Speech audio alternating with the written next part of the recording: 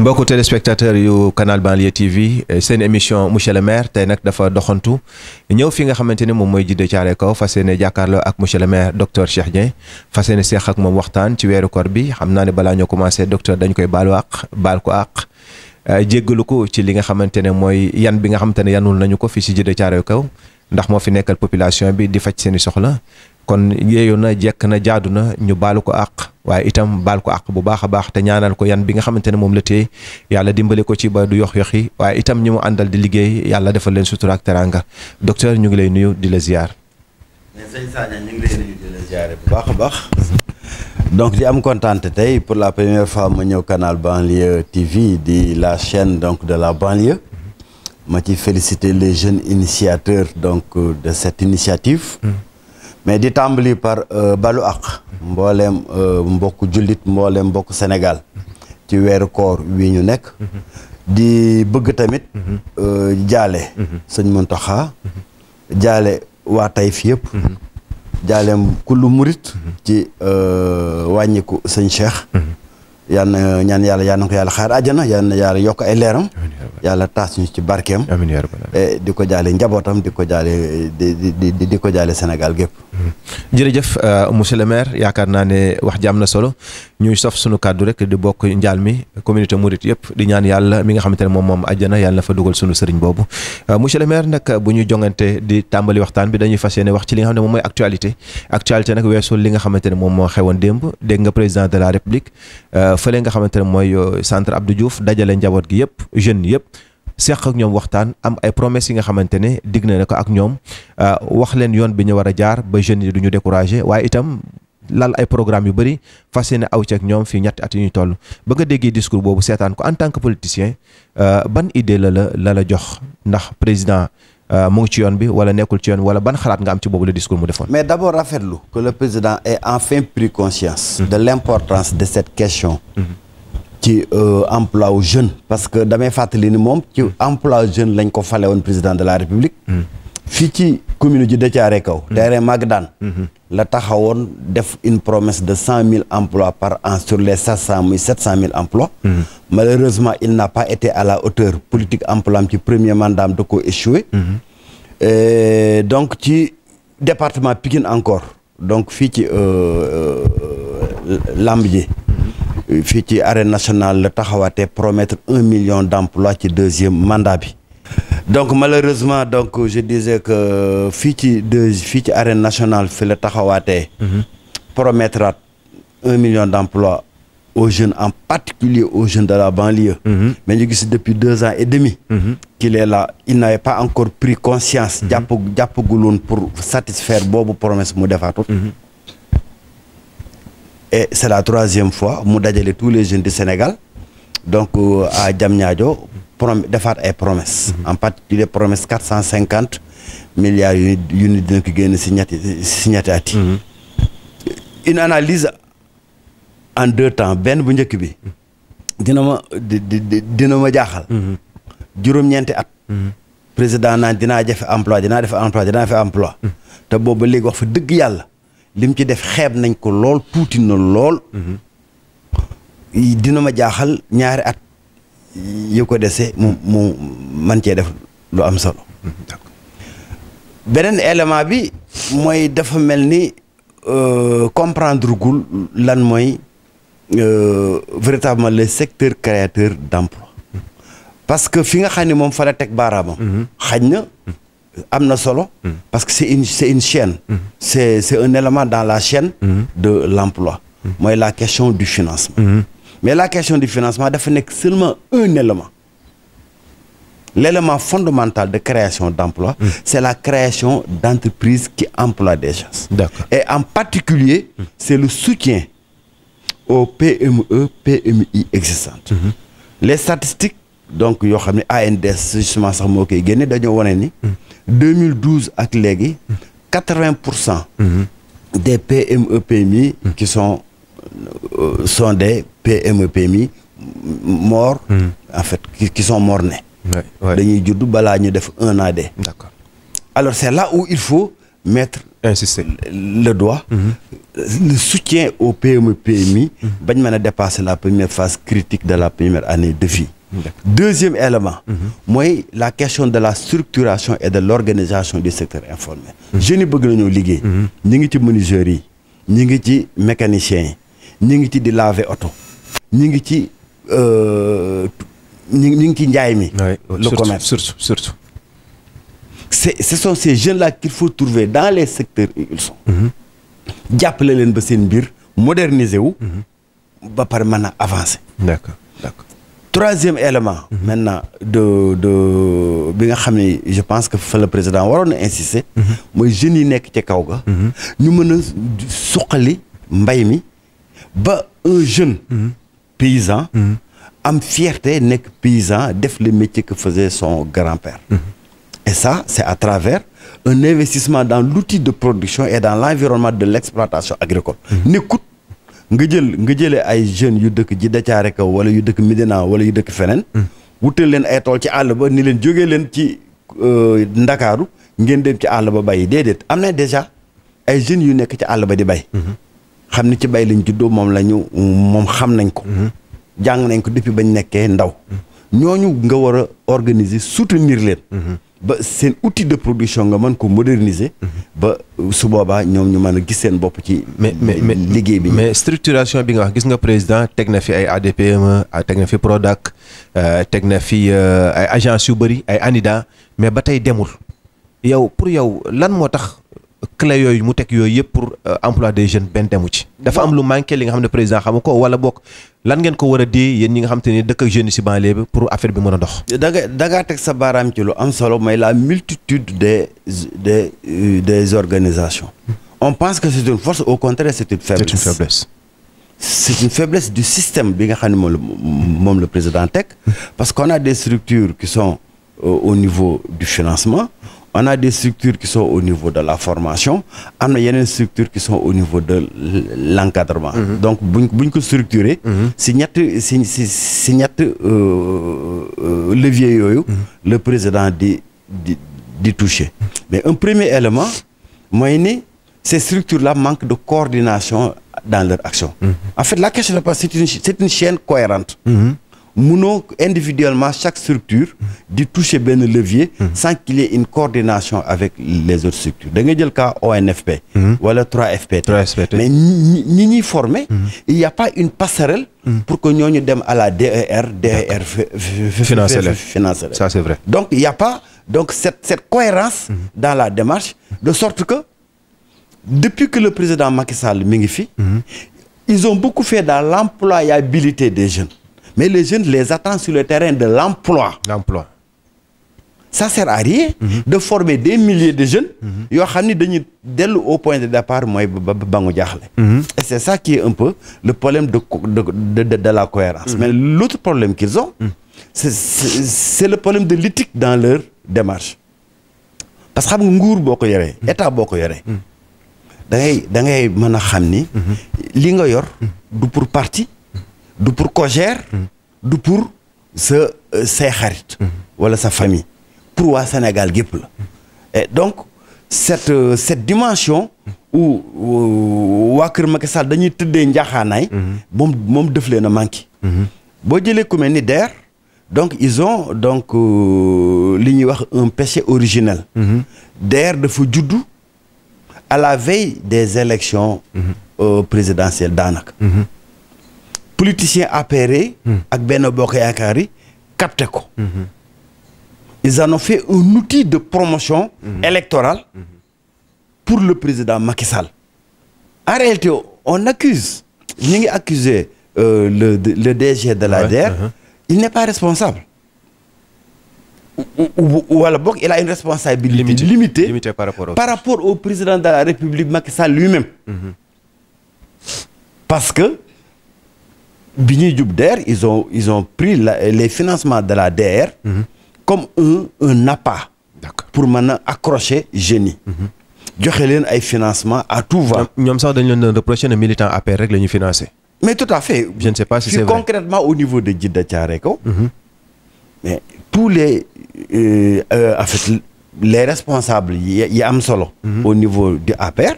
dañoo am ay quotas. yoo xam ne yooyu ñoom ñooy porter les dossiers de ces jeunes. ñooñu bu ñu demee DR financer leen. d'accord. ils l'ont fait à la veille des élections présidentielles. bi ñu jógee ci présidentielle ñu bëgg a génn ci boobu. boobu engrenage vicieux. bi ñu duggoon. moo tax ils ont mis à contribution l'administration territoriale. dégg nga les communiqués des gouverneurs. ñuy convoqué jeunes yi naan dañ leen di yóbbu police dañ leen di yóbbu gendarmerie bu ñu fayul et cetera. c'était du rattrapage. mais ce péché originel là. bu dalee benn structure. daf koy plomber et c'est ça qui a malheureusement plombé l'ADER qui aurait pu être un outil puissant. de promotion donc de l'auto-emploi. de l'auto-emploi des jeunes. mais est-ce que aussi les maires que vous êtes les maires de communes xam nga l'état central moom muñ na ne moo njaboote Sénégal yëpp mais aussi de chaque commune est-ce que les maires aussi même si ils n'ont pas la réputation d'employer des jeunes lan lañ mën a def pour dimbale xale yi surtout li ngay wax ñi nga xamante ne dañuy jaay ñi nga xamante ne dañuy jënd ñi nga xamante ne dañoo am ay métiers yu ndaw lan la maire yi mën a def dans les communes pour les maires sont en train de beaucoup faire énormément parce qu'au-delà de ce que les gens peuvent imaginer mais évidemment à l'échelle nationale donc ce que fait le maire de Djeddah Thiaroye Kao le maire de Yeumbeul Sud le maire de Guinaw Rails Sud donc doit apparaître c'est epsilon par rapport à la demande même à l'échelle de nos propres communes ce que nous ferons sera epsilon par rapport à la demande de notre commune mais boo jëlee ñun fu mel ni commune Djeddah Thiaroye Kao c'est en 2015 que nous avons vu l'importance de privilégier la formation professionnelle ñu signer un partenariat avec un institut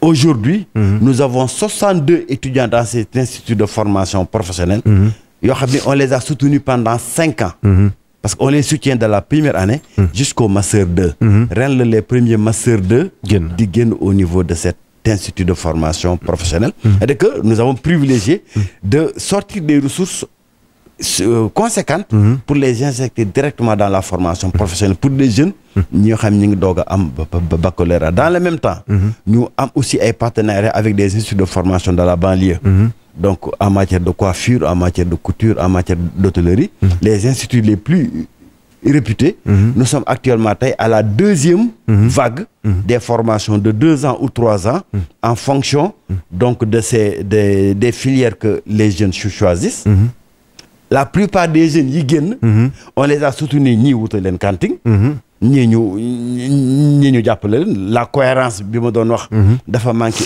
entre la DR 3FPPT ak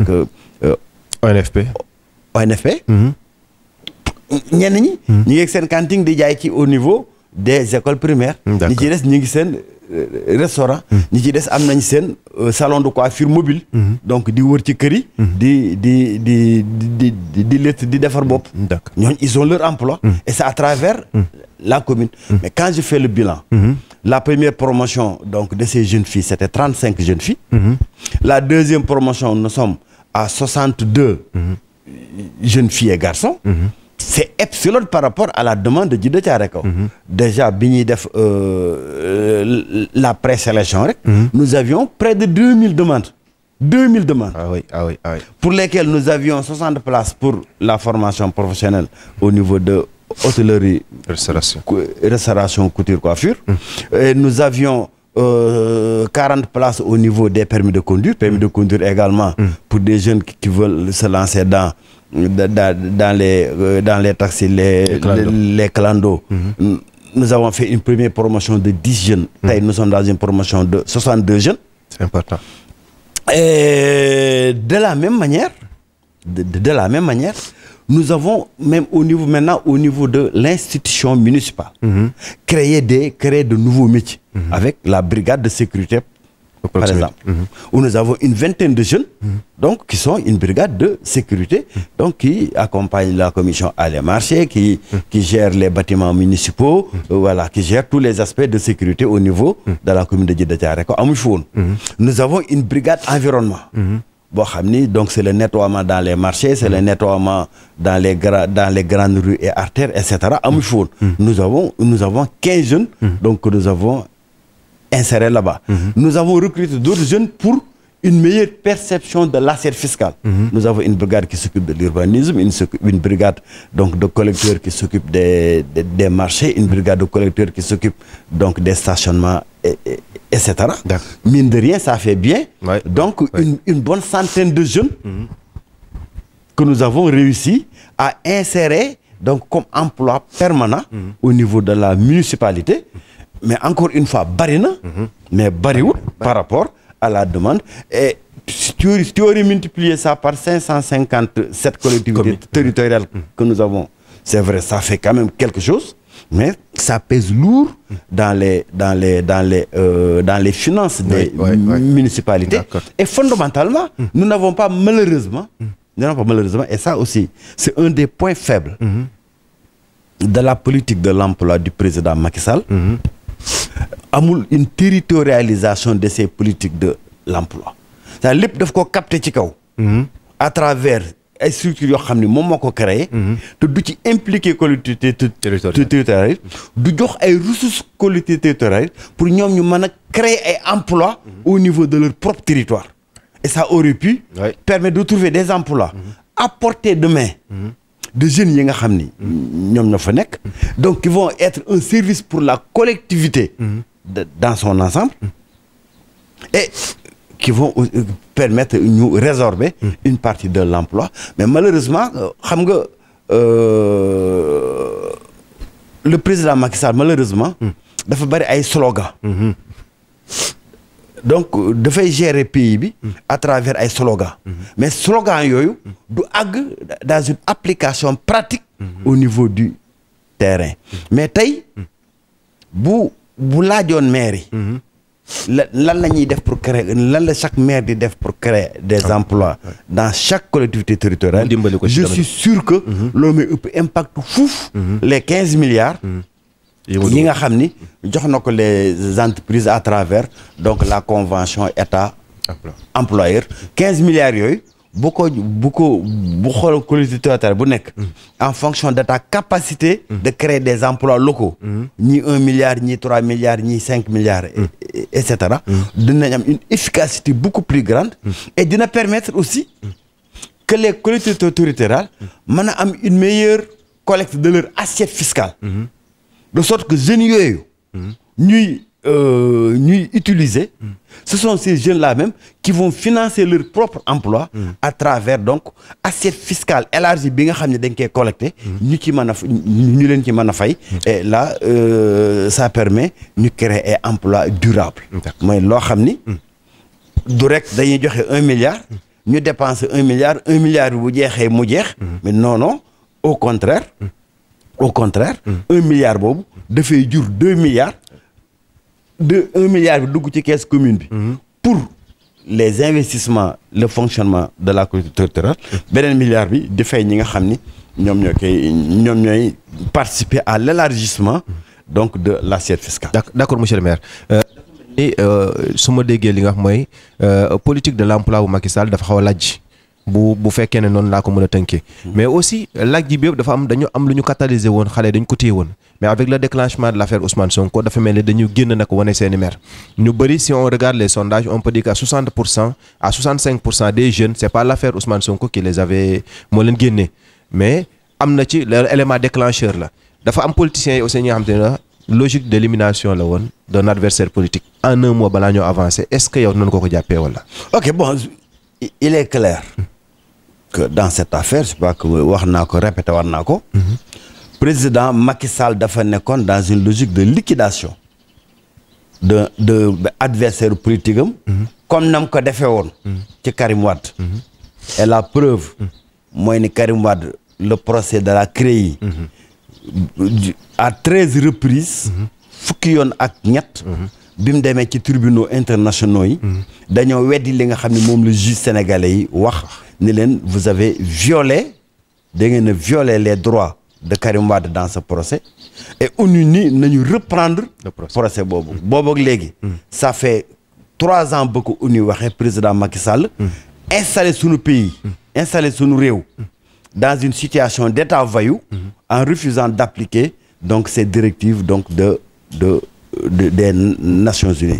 De la même manière, non le président Macky Sall liquidé woon Khalifa Sall en violant ses droits ci procès et ça la cour de la CEDEAO demandé na également ñu casser boobu procès parce que le procès est nul et non avenu dans la mesure où donc sa base juridique même donc dañoo violer les droits de l'accusé et c'est de cette même manière que le président Macky Sall donc était dans la voie de liquidation de Ousmane Sonko parce que il était devenu un adversaire gênant.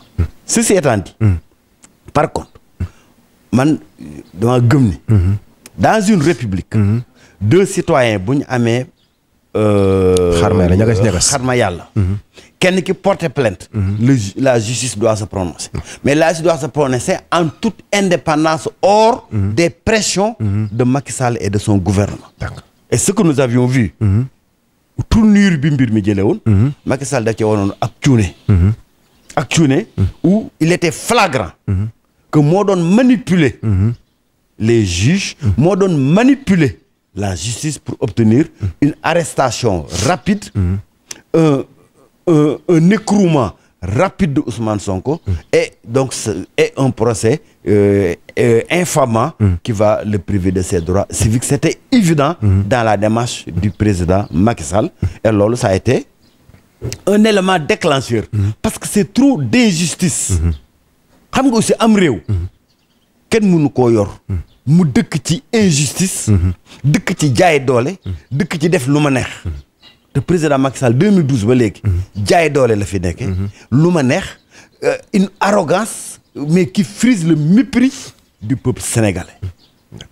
Damay jël sama cas personnel bi ñuy juger Karim Wade j'étais en train de faire des opérations de reboisement dajale ay pneu ci mairie bi pour mën a def am des moyens de protection originaux ko xam tuuti ci développement durable xam nan nga mën a utiliser ay déchets pour recycler leen dans le circuit de protection surtout mu jëm ci environnement maa tey la def kii ragal nañ ni dina mobiliser ci procès bi effectivement damaa jëloon décision pour mobiliser les populations ñu dem au procès mais ça j'ai le droit am naa droit mobiliser population Djiddah Thiaroye Kaw pour ñu dem soutenir Karim Wade dans son procès. Est-ce que ça c'est un motif pour que nga mën a jël un motif bidon mais tëj ma ci kaso toroxal ma mais noonu lay def tous les politiciens ñu ànd ak moom et dans le même temps ku ànd ak moom lu la neex def lu la neex jël ci alalu nguur gi lu la neex sàcc lu la neex détourner dara du la ci fekk. Donc ces situations d'injustice flagrante où on méprise ñi nga xam ni ils ont le courage de dire je m'oppose au président Macky Sall. Mais on a le droit aussi. La constitution du Sénégal permet à des citoyens ñu ni d'accord ñu ak président Macky Sall ni muy doxalee réew mi nekk opposition. Mais du ku nekk opposition dañ laa war a toroxal. du ku nekk opposition dañ laa war a tëj ci kaso bi. du ku nekk opposition dañ laa war a exiler au Qatar. D'accord, ça c'est vrai docteur dañuy avancer tuuti pour parler aussi ni nga ko waxee politique lañ nekk dañuy dugg ci li nga xamante ne moom mooy élection yi xam nga ne jàpp nañ ko moins d'1 an waaye itam balaa élection yi amoon na dialogue national bi xam ne amoon na fi ñu bëri di leen reprocher yéen politiciens yi ne que ça soit la mouvance présidentielle que ça soit de l'opposition da ngeen ëlëm xelu askan bi rek ba pousse élection yi ba am na si ñax ñu ngi leen di invité ñoom ñu ngi bokk si mouvance présidentielle man am nañu si ma gis dañ ne ma carrément opposition bi ñoom ñoo parewul te xamuñu nuñ koy waxee moo tax ñu naan audit des fichiers kon yow lan ngay tontu ci loolu. Bon c'est pas vrai ce prétexte que prenne le pouvoir. Il faut retourner dans la genèse nañ delluwaat ci lan moo dàq élection locale élection locale yi 2019 la waroon a am. La même année que élection présidentielle président Macky Sall jóge ci élection présidentielle en février war a organiser élection locale yi au mois de juin mu ni damaa sonn mun maa dem ci beneen campagne électorale dàq na élection locale yi mais c'est aussi simple que ça. C'était non, c'est pas une lecture, c'est la réalité. C'était une décision unilatérale de président Macky Sall waxtaanu ci ak kenn moo toog génne décret dem assemblée nationale ne dàq naa élection yi ba déwén damaa sonn maa ngi doog a jógee ci campagne électorale. Alors bi mu ko defee une première fois 2020 egsi mu war a organiser élection yi parewut et là je suis d'accord bi muy woote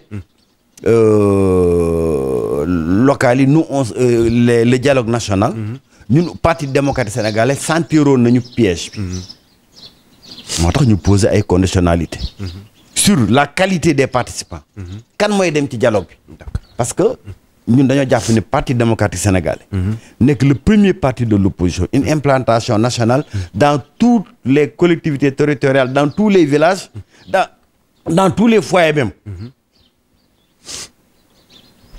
tolloowuñu baat ak les 300 autres partis yi nekk Sénégal. yabuma leen sax mais dañ leen di tuddee ay carte cabine téléphonique nga xamante ne boo génnee seen njaboot kenn du leen voter moo tax duñ nangu sax dem élection.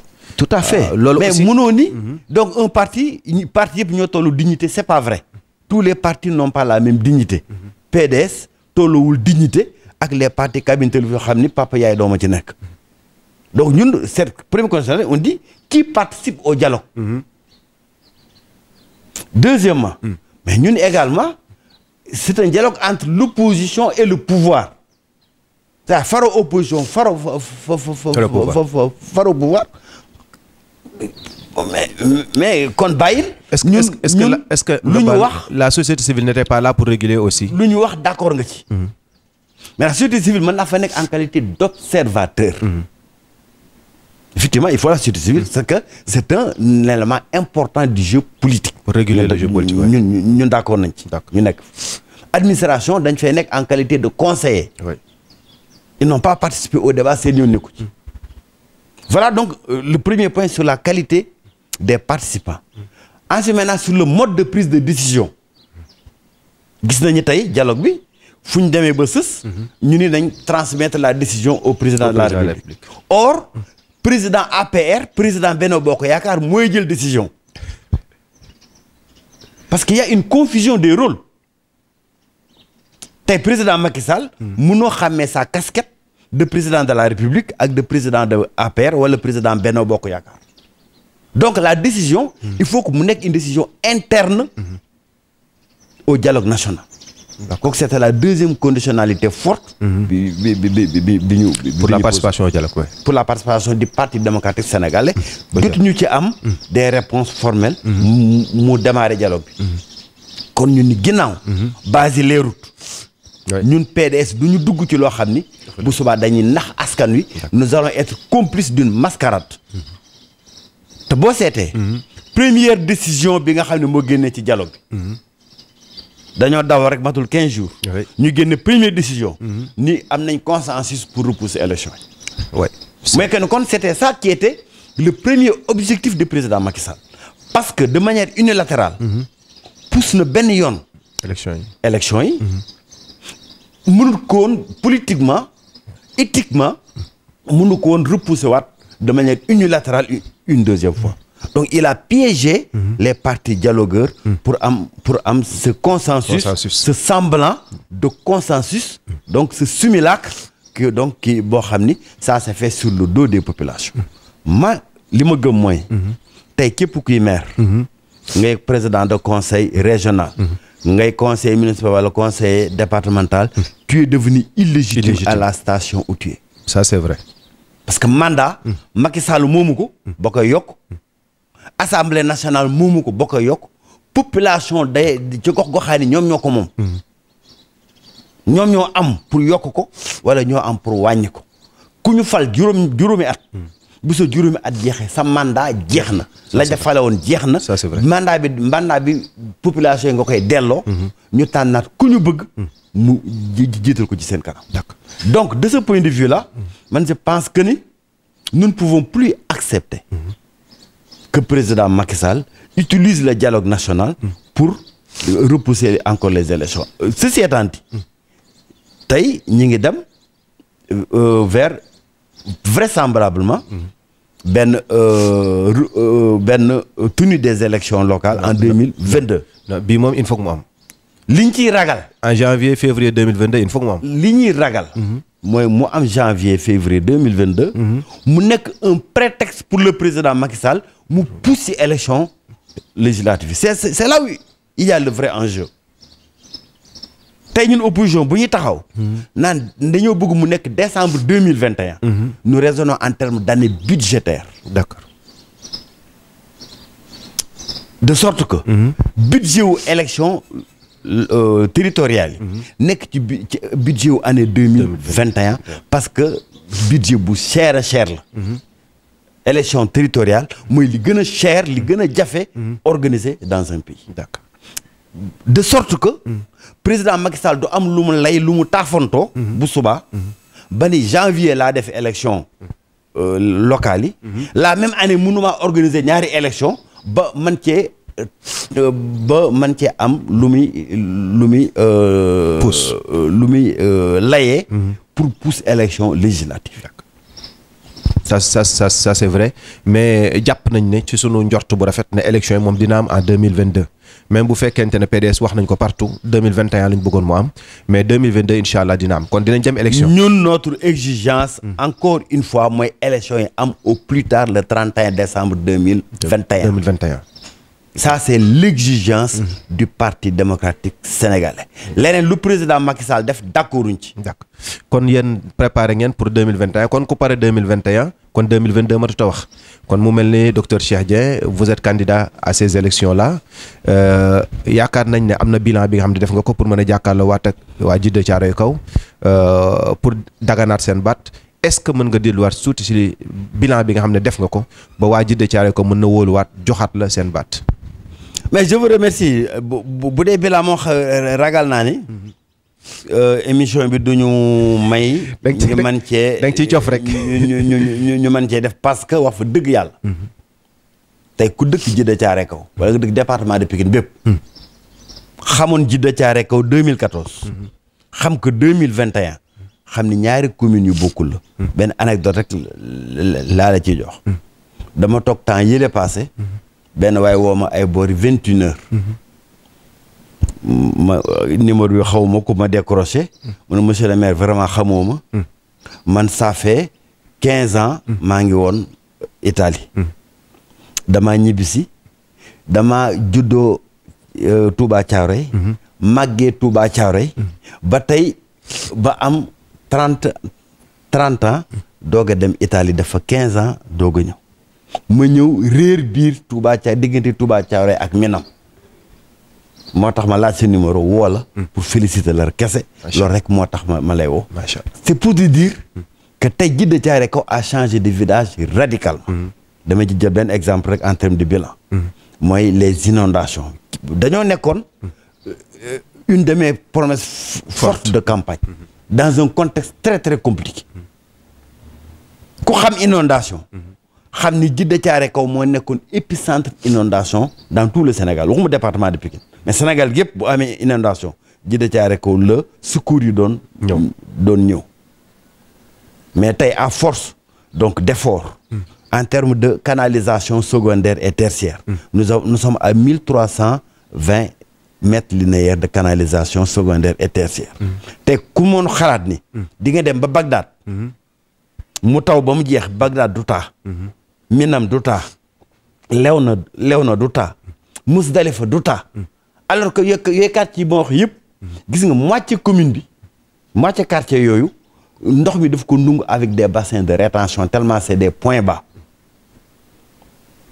2014 année bi may nekk maire nous avions 392 familles ci école Salif Ndongo ak école Cheikh Tidiane Anne ñoo xam ne ndox mi dafa nungu woon seeni kër effort yi ñu ci def liggéey bi ñu ci def moo tax inondation yi nga passé nga dégg Kër Massar ni mu méttee ñun Djiddah Thiaroye Kaw zéro sinistre la ñu kenn duggul ci école yi loolu nag canalisation yi la mais ak effort de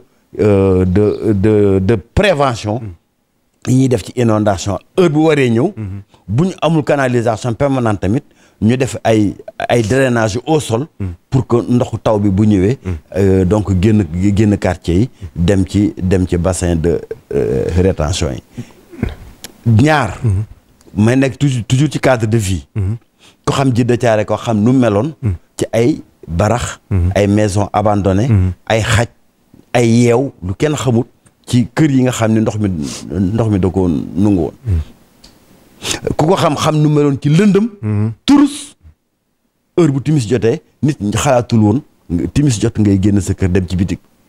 tey Djiddah Thiaroye Kaw nekk na la commune la plus éclairée du département de Pikine. xalaatul woon. bassin bi. nit dox ci timis. muy bassin ñetti mbaar muy bu Djiddah muy bu Bagdad. léegi xale dañ fee fanaanee jouer football ba 2 heures du matin. macha allah macha allah macha allah. mbedd yi. jàkka yi. lépp la ñu leeral ba yokk ci sax. am fukki jàkk ak ñaar yu ñu jël. dafa leen installation solaire ba tey. ñoom courant wàcc leen. muy fukki juma ak ñaar ak église yu Thiaroye bi. courant wàcc leen à travers l'éclairage solaire. ñu jël maison abandonnée yooyu. transformer leen en espace public. tey boo demee Aynoumane. boo demee terrain Magadan. boo demee en face école 6 école Fan Ndiaye Ndëpp. boo ñëwee Mousdalifa boo demee Bagdad. lépp ay espace public yoo xam ni donc c'est des lieux d'attraction de la jeunesse. ñu def un wifi haut débit gratuit. d'accord qui permet aux jeunes de pouvoir donc véritablement. d'accord monsieur le maire la liste longue. maa ngi ci cadre de vie rek. su ma ñëwoon ci éducation. wax nga léegi formation bourse yi ngeen di joxe wax nga ko. wax naa ci formation bourse yi ngeen joxe. boo ñëwee ci école primaire yi lañ ëpp lu ñu def. d'accord parce que déjà ko xam. Djiddah Thiaroye Kaw. mais la banlieue générale et ça aussi. échec la ci président Macky Sall. que mu am incapacité. def une offre éducative suffisante pour la banlieue. tey école Djiddah Thiaroye Kaw yëpp. classe bi ca gën a ndaw. 101 élèves. waay am na classe ba 117 élèves. yaakaar naa Djiddah Thiaroye Kaw kese lañ dese. classe à double flux. mooy xale ñii di jàng suba. ñii di jàng ngoon. loolu yaakaar naa bi ñëwee ñun dañoo face au problème c'est vrai amuñu moyen yu tabax suffisamment d'école. wante engagé nañ benn collège avec des partenaires. ay manipulation de gens qui n'ont rien compris waa APR. mais de gens qui n'ont rien compris. comment un maire peut mën naa tabax ay collège yow ngeen manipuler l'administration territoriale. ba plomber boobu projet pendant 3 ans. mais li nga xam ne ñun ci suñu ressource bopp la woon. dañ cee tabax ñetti classe à école Salif Ndongo. jël toilette école yëpp. yii ñu daaneel ko. tabaxaat ay toilettes yu bees comme à Salif Ndongo. yii ñu réfectionné ko. ba mu nekkat ay toilettes à 9. boole nag tous les élèves chaque année. maire Djiddah Thiaroye Kaw doté leen de blouse gratuite. d'accord boole ci chaque année. ñu def ay cours de renforcement. ak ay cours de vacances gratuits. pour l'ensemble des élèves des écoles primaires. yi nga xam ne bëgg nañoo. dellusiwaat ci classe yi. ñooñu ku ci jàng sa cours de vacances ba mu jeex. ñu may la un kit scolaire. qui correspond à ton niveau. mais un kit gratuit boo xam ni sa parent du jënd ay fournitures. merci scolaire. merci monsieur le ministre. de sorte que. Djiddah Thiaroye Kaw qui était à la 15e place en termes de résultats scolaires. en 2014. depuis 2019 est remonté à la 2e place au plan départemental. macha allah. Et ça c'est les efforts soutenus dans l'éducation qui ont permis de relever le niveau ba ñu am ay élèves yoo xam ne déjà au CM2 donc dañoo réussir dans les concours d'excellence comme Prytanée militaire comme le lycée d'excellence de Bambey comme le lycée Mariama Ba loo xam ni gëjoon nañ ko dégg bu yàgg Djiddah Thiaroye Kaw mais également ñu am actuellement le collège qui est classé premier au plan départemental muy le collège de Djiddah Thiaroye. macha allah yaakaar naa monsieur le maire dañuy ban cat dugg ndax li nga lim yëpp am na solo dañu lay féliciter la aussi si beneen sens parce que ñëw nañ fii gis bi virus bi duggee ci Sénégal taxawaay bi ngeen ci am gis nañ ko am nañ image yi am nañ lépp ñu def profiter aussi occasion bi lañ amoon di la féliciter ci loolu di la wax monsieur le maire sunu émission jeex na wax dëgg yàlla di la wax nga joxe kàddu gu mujj rek balaa ñoo tëj. mais sant leen gërëm leen bu baax a baax donc kàddu bu mujj bi dama koy delloowaat une recommandation forte au président Macky Sall mu xam ni les événements douloureux yi Sénégalais yi dund le 5 le 6 le 7 ba le 8 mars ça reste une épée de Damoclès, ça reste un traumatisme pour le peuple sénégalais. lu ko indi woon mooy injustice chronique, mooy une arrogance du pouvoir, mooy un manque donc d'équité dans la distribution de la justice entre les opposants et ceux qui sont au pouvoir, mooy l'instrumentalisation de la justice pour broyer de l'opposant, mais mooy aussi les conditions sociales misérables yi ñu installé les Sénégalais, particulièrement les Sénégalais de la banlieue. tey néewti na nga gis une famille buy togg ndékki togg añ togg reer dans la banlieue. D'accord loolu nag violence sociale la boo xam ni mënta wéy et qu'il est important que mu redistribuer les ressources au profit des plus faibles, au profit des plus vulnérables, au profit de la jeunesse de la banlieue. D'accord. Que les promesses d'emploi, les promesses de financement yi mu def dans la jeunesse mu bañ a nekk ay slogan, mu bañ a nekk ay naxembaay, parce qu'alors la deuxième vague sera beaucoup plus meurtrière parce que les jeunes sont en état de désespérance. D'accord. D'accord. Un peuple qui n'a plus d'espoir est un peuple qui devient dangereux pour son pouvoir. ma sant leen gërëm leen bu baax a baax. moo ko monsieur le maire ñu sant la gërëm la ci yewinal bi nga ñu amal wax dëgg yàlla kontaan nañ ci tontu aussi questions yi gis nañ ne benn question daw ko waaye foncé nga ci wax nga ci li nga xamante ne mooy sa xalaat di gërëm ki nga xamante ne moom mooy Astou Ndiaye madame Dieng bi ñu yombalal moom it émission bi ba fax ñu mën a ñëw fii di gërëm sama caméraman ni Elimane Cissé ak imam Alioune Dieng di gërëm ñi nga xamante ne ñoom ñooy population ji de Thiaroye Kaw bi yëpp jëf kaw këpp di rafetlu aussi li nga xam te def nga ci mbokk téléspectateur mu ngi noonu moo nekkoon seen émission monsieur le maire tey ñu doxantu woon seet si docteur Cheikh Dieng incha allah beneen émission ñu del seetuwaal beneen maire ci kàttanu yàlla asalaamaaleykum wa rahmatullahi taala wa barakaatu.